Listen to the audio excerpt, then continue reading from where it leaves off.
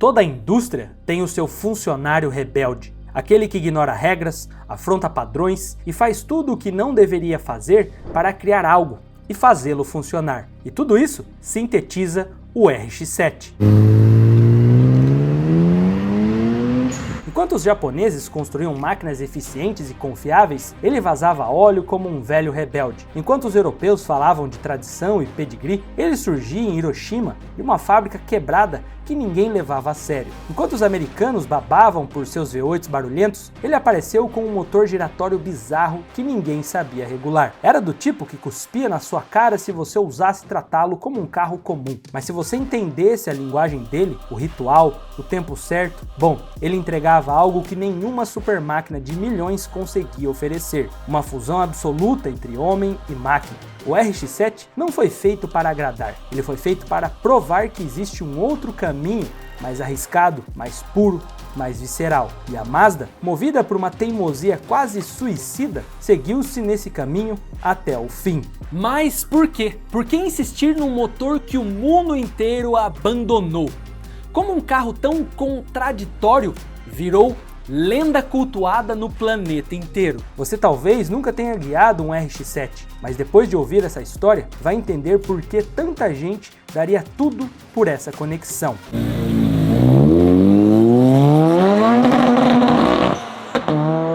Mazda RX-7, incrivelmente teimoso. Prólogo. Versão brasileira. Piloto, cara.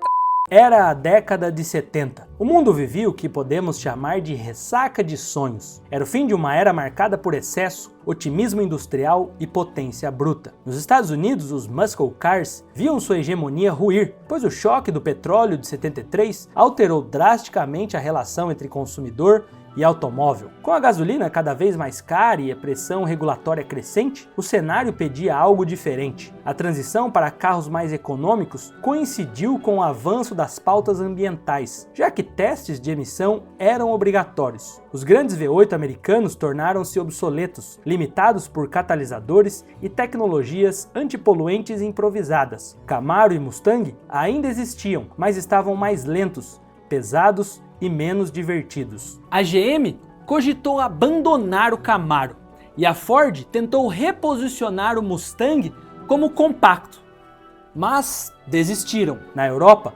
modelos como Porsche 924, Alfa Romeo GTV e Lancia Monte Carlo buscavam um prazer de direção mais racional. O Japão florescia como potência industrial, com motores pequenos e carros eficientes. Toyota e Datsun ofereciam esportivos como o Celica e o 280 ZX, com fórmula segura, tração traseira, 4 ou 6 cilindros e design equilibrado. Nesse contexto tinha de tudo, os esquecidos e recém-chegados buscando seu lugar ao sol, e os mais tradicionais desesperados em busca de se realocar no novo mercado que surgia. Em Hiroshima, a Mazda, modesta, correndo por fora, seguiu outro caminho, mais arriscado e inovador. Desde os anos 60, enfrentava dificuldades financeiras e quase foi absorvida pela Nissan, mas Tsuneji Matsuda, filho do fundador, acreditava que só uma proposta tecnológica ousada garantiria independência à Mazda, e a aposta foi no motor rotativo, o motor Wankel ou Wankel, criado por Felix Wankel ou Wankel, chame como quiser, propunha uma arquitetura radical, rotores girando em uma câmara oval, com menos partes móveis e funcionamento suave. Na prática, porém, esse motor enfrentava alto consumo e emissões, o que quase fez a fabricante abrir mão dessa quase bomba. Mesmo assim, a Mazda adquiriu os direitos da tecnologia em 61 e criou uma equipe dedicada para refiná-la, os 47 Ronin, a equipe de 47 engenheiros liderados por Kenichi Yamamoto. Com dedicação quase religiosa, passaram anos em testes para tornar o motor viável comercialmente, e então, em 1967, o Cosmo Sport 110S estrearia o rotativo. Acabou não sendo um sucesso de vendas. O que era um conceito virou algo aprimorado e com potencial. Modelos como o R100 e RX3 mostraram competitividade, como no Campeonato Australiano de Turismo. Em 78, surgiria o primeiro esportivo moldado desde o início, pensado exclusivamente para acoplar o motor rotativo, e isso faria toda a diferença. Na contramão,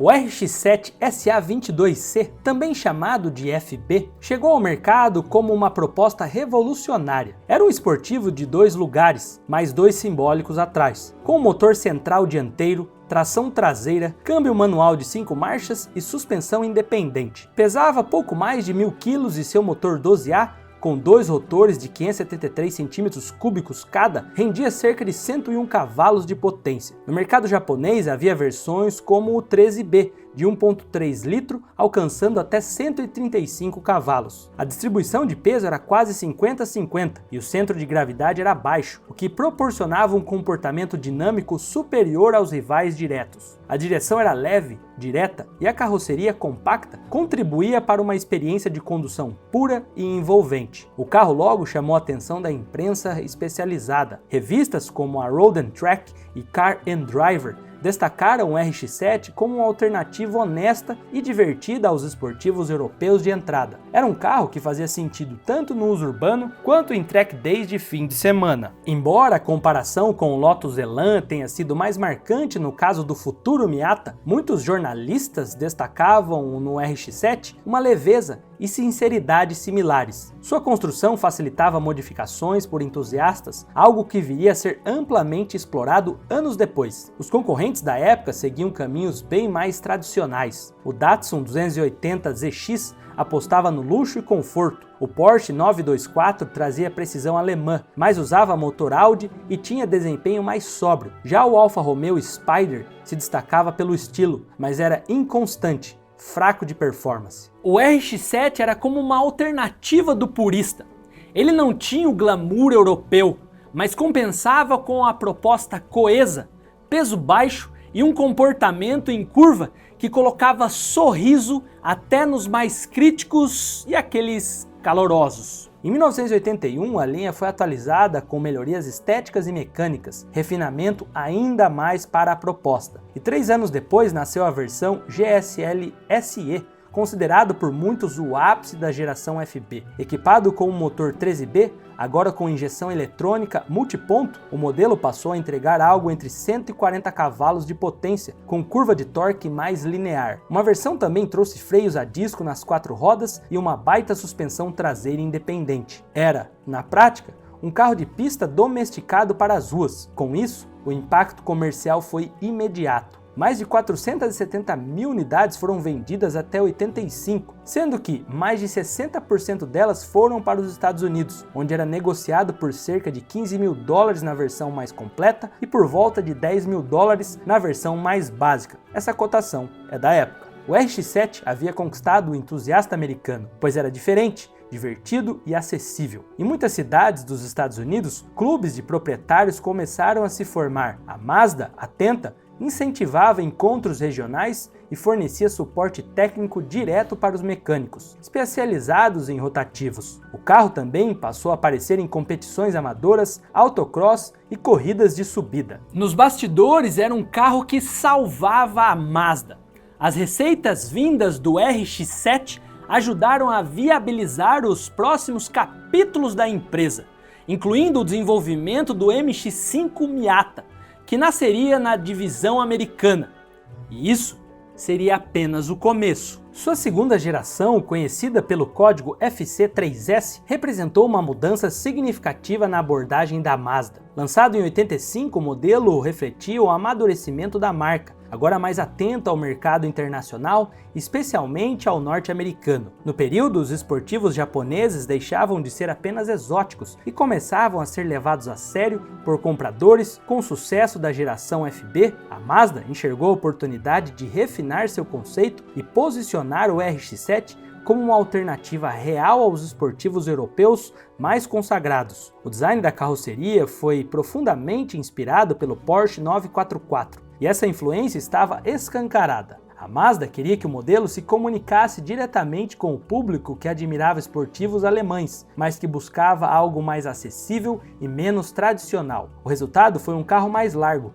com linhas horizontais, frente mais alongada, colunas traseiras robustas e uma assinatura visual mais sóbria. Pela primeira vez, o RX-7 transmitiu uma aparência mais adulta, menos brinquedo e mais máquina de desempenho refinado. Com o novo visual vieram também mudanças na estrutura. O chassi foi reforçado, resultando em um carro mais pesado, 1.360 kg, mas muito mais estável em velocidades altas. A introdução da suspensão DTSS também foi um salto técnico notável. Era um sistema semiativo que ajustava a geometria das rodas traseiras conforme as forças laterais, garantindo melhor estabilidade em curvas sem comprometer o conforto em linha reta. O motor rotativo 13B agora trazia turboalimentação nas versões mais potentes. A variante Turbo 2 era o destaque, 1.3 litro, 2 rotores, turbo e intercooler, entregando até 200 cavalos e torque de 27 kg força-metro. Dependendo do mercado, a aceleração de 0 a 100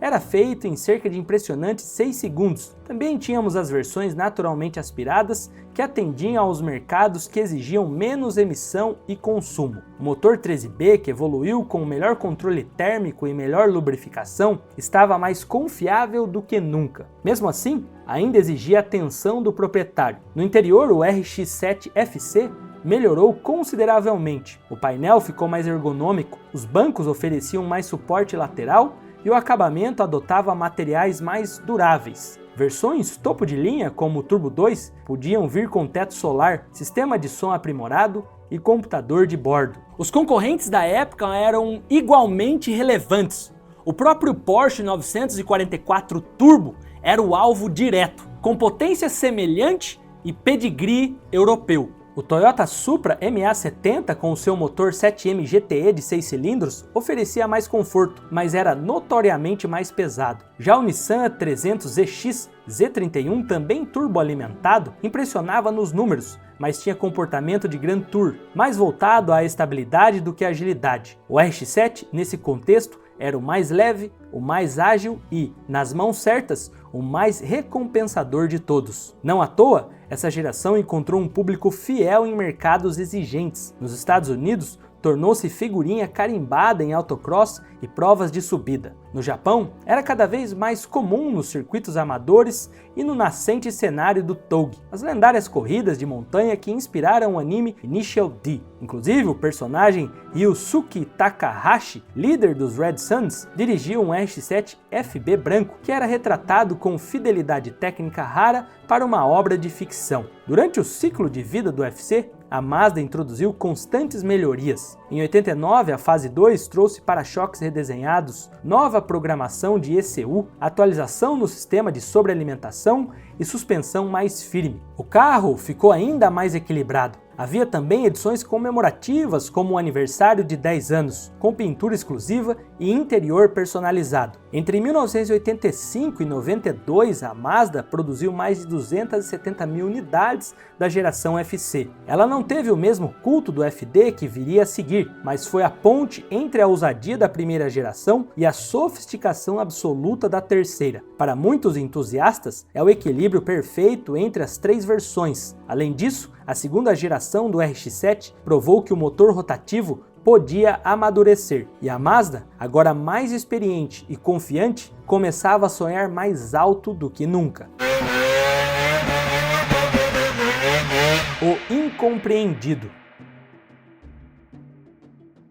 Com a terceira geração, o RX-7 buscava atingir o ponto máximo de sofisticação, ousadia e ambição técnica da história da Mazda. A empresa, agora mais experiente e segura de sua identidade, decidiu abrir uma competição interna entre seus estúdios de design no Japão, nos Estados Unidos e Europa, com um objetivo claro: criar um esportivo que não só superasse os rivais japoneses, mas que fosse algo digno de figurar nos gramados de Pebble Beach nas décadas seguintes. O design vencedor veio de Hu Huang-Chin, designer taiwanês naturalizado americano do estúdio da Mazda na Califórnia, sob a supervisão de Yoshi Sato, veterano da divisão de design da empresa. A carroceria do FD era uma ruptura com o passado, nada de linhas retas ou inspiração direta em modelos europeus. Agora era uma máquina escultural, orgânico, puro movimento, congelado em alumínio e fibra. Visualmente ele era mais baixo, mais largo e mais compacto do que seu antecessor. O capô longo e baixo e cabine recuada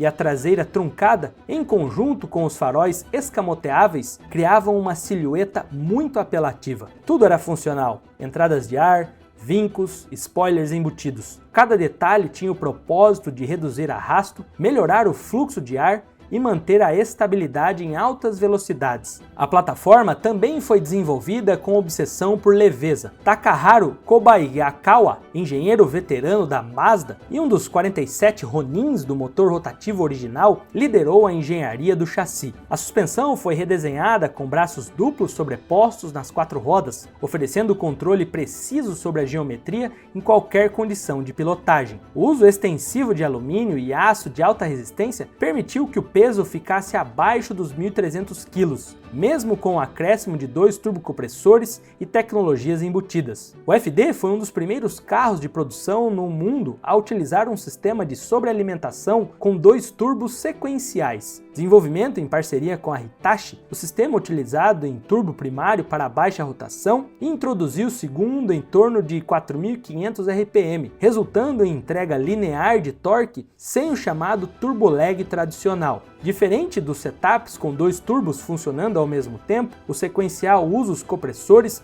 de forma alternada e progressiva. Em baixas rotações, apenas o primeiro turbo entra em ação, garantindo uma entrega rápida de torque. O motor 13B REW, evolução do clássico 13B, entregava oficialmente 255 cavalos. Alguns testes não oficiais sugeriram que os números reais superavam os 270 nas versões sem restrições. O RX-7 FD fazia de 0 a 100 em 5.3 segundos e atingia a velocidade máxima de 250 km por hora. O modelo era uma resposta direta ao Honda NSX, que custava mais que o triplo do Mazda no Japão, e também enfrentava com coragem gigantes como o Toyota Supra MK e com o seu robusto motor 2JZ GTE de 6 cilindros e câmbio de 6 marchas. Enfrentava o Nissan GT-R R32 com tração integral e controle de torque eletrônico e o Mitsubishi 3000 GT VR4, um monstro de tecnologia com aerodinâmica ativa e tração nas 4 rodas. Todos esses rivais apostavam em potência bruta, tração eletrônica e peso elevado. A Mazda, por outro lado, era a personificação da filosofia menos é mais. A experiência de dirigir o FD3S é, até hoje, considerada única, com a posição de pilotagem sendo incrivelmente baixa, quase rente ao assoalho. O painel envolvia o motorista com um cluster orientado para ele, alavanca de câmbio curta, comandos manuais, não tinha margens para distrações. O som do motor rotativo, sibilante, crescente e agudo, não se parecia com nada no mercado.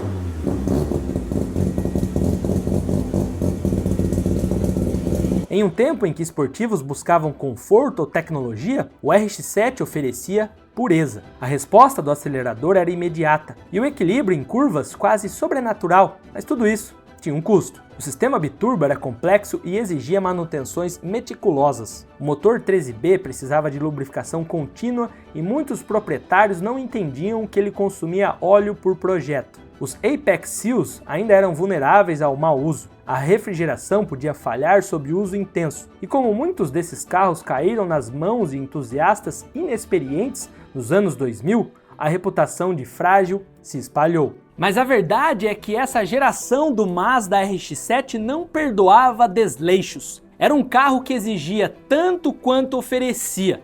E quem entendia isso se apaixonava. Ao longo de seus 10 anos de produção, de 92 a 2002, o FD passou por inúmeras evoluções. As séries RZ e Spirit R, vendidos no Japão, traziam alívio de peso, bancos Recaro, rodas forjadas BBS e suspensão revisada. A versão Type RZ, por exemplo, pesava apenas 1.270 kg.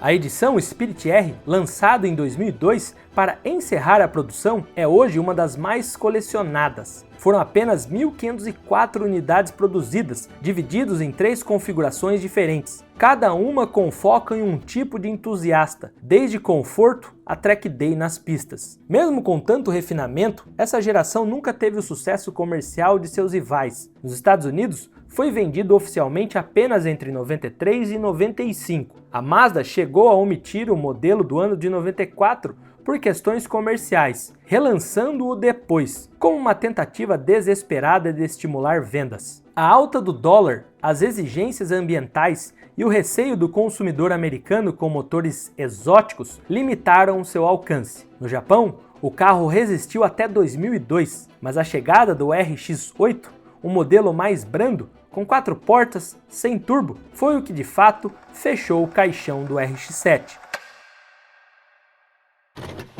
Hoje, o FD é cultuado como um dos maiores esportivos dos anos 90. Está nas garagens de colecionadores, em paddocks de track days e nas páginas de livros especializados. É um dos poucos carros japoneses com presença recorrente em leilões de alto nível e está entre os mais valorizados do JDM clássico. Sua imagem também sobreviveu na cultura pop. Além de seu papel em Initial D, brilhou nas franquias Velozes e Furiosos e em incontáveis jogos de videogame. No cinema, apareceu em Velozes e Furiosos 2001, onde Dominic Toretto pilotava um RX-7 vermelho preparado em uma das primeiras corridas de rua da franquia, e foi um dos carros que definiram o tom visual da série. Em Tokyo Drift 2006, o personagem Han dirige um RX-7 FD laranja com um lendário body kit. Nos games, o RX-7 tornou-se figura obrigatória, desde os primeiros títulos da franquia Gran Turismo, passando pelos sucessivos Need for Speed, Forza, Assetto Corsa. O RX-7 é frequentemente um dos modelos mais populares para customização,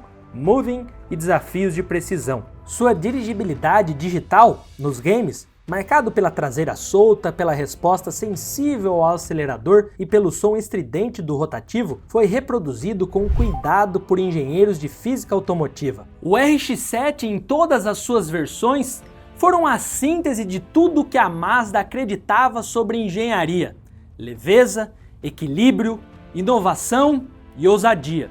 E, talvez por isso, tenha sido incompreendido por tantos, mas inesquecível para aqueles que souberam apreciar e cuidar dele. Embora muitas vezes ofuscado pelos holofotes do Supra e do GTR, que eram rivais gigantes, o RX-7 construiu uma das carreiras mais subestimadas e consistentes do automobilismo moderno. Desde o fim dos anos 70, o modelo acumulou vitórias expressivas que ajudaram a espalhar sua reputação entre pilotos e engenheiros. Nas 24 horas de Daytona de 79, 2 RX-7 terminaram em primeiro e segundo lugares na classe GTU, batendo carros com cilindradas maiores graças à confiabilidade do motor rotativo e à leveza do chassi. Entre 1980 e 87, o RX-7 dominou a categoria GTU do campeonato IMSA, com 7 títulos consecutivos e mais de 100 vitórias. A combinação de peso reduzido, centro de gravidade baixo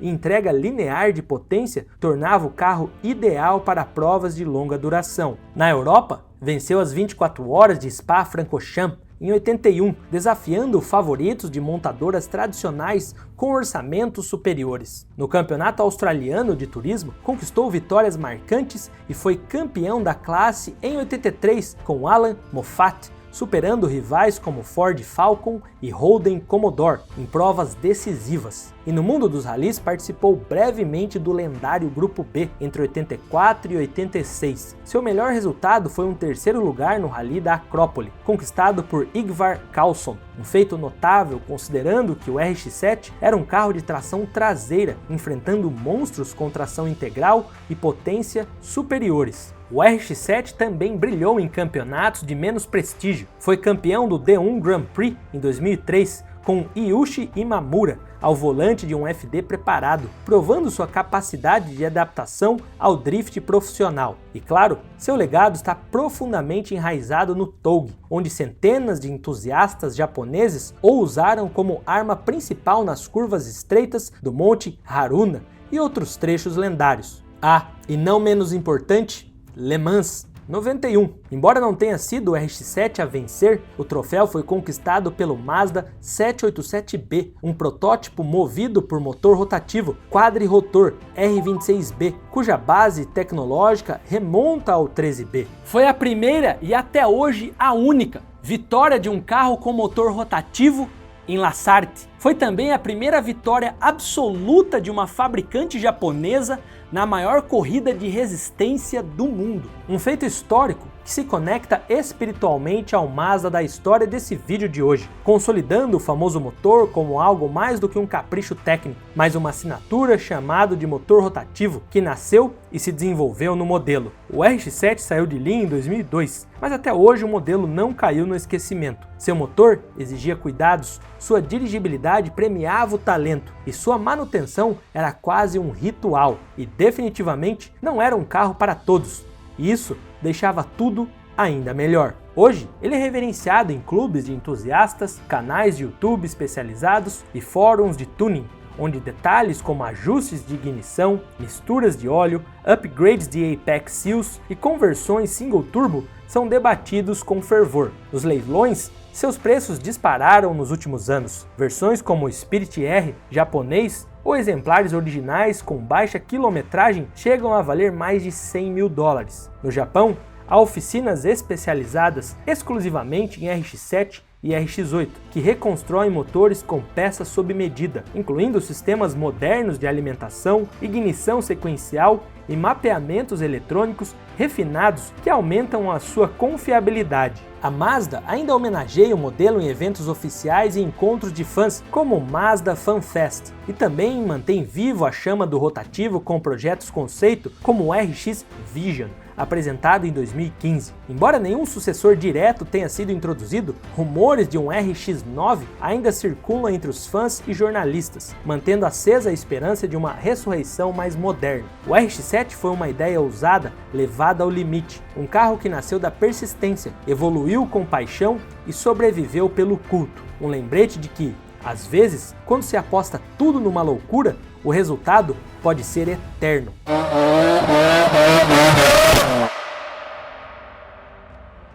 Mas como você entendeu na história, o Mazda estava em meio a outras lendas japonesas na mesma época que foram eternizados e se tornaram ícones absolutos, como o NSX, o supercarro da Honda que mandou um recado à Ferrari e Porsche. Que recado foi esse? Bom, te conto nesse vídeo que já começou na sua tela e um spoiler aqui. Ayrton Senna ajudou a colocar esse carro na pista e fazer dele uma verdadeira lenda.